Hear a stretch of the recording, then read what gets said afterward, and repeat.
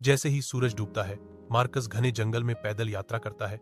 उसके चारों ओर छायाएं लंबी होती जाती हैं।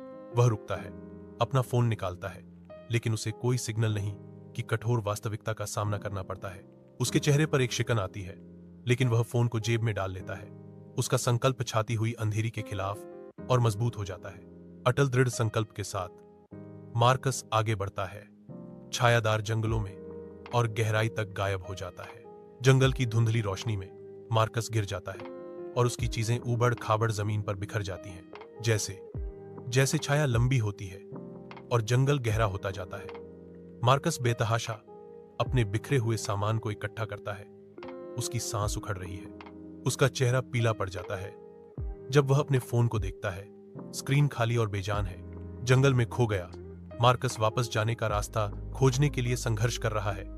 उसकी तेज सांस ठंडी हवा में दिखाई दे रही है। जंगल करीब आता है, पेड़ों की छायाएं डरावनी आकृतियों में बदल जाती हैं। वह रुक जाता है, दिशाहीनता से अभिभूत होकर। उसका दिल उसकी पसलियों के खिलाफ धड़क रहा है।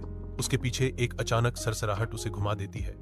उसकी आंखें आतंक से फैल जाती हैं, लेकिन केवल मौन सतर्क पेड़ ही बचे हैं। जैसे जैसे सरसराहट तेज होती है, उसकी आशंका बढ़ती जाती है। आधी रात में मार्कस जंगल में घूमता है और उसे एक परित्यक्त कैंप साइट मिलती है। आग का गड्ढा अभी भी गर्म है।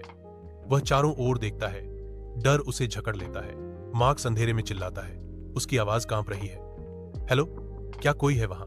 जंगल की छायादार गहराई से एक रहस्यमय आकृति प्रकट होती है, जिसकी उपस्थिति शांत रात में एक अपशकुन है। मार्कस जम जाता है, उसका दिल धड़कने लगता है, क्योंकि आकृति आगे बढ़ती है।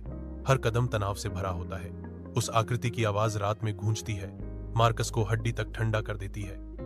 मार्कस, हम इंतजार कर रहे थे।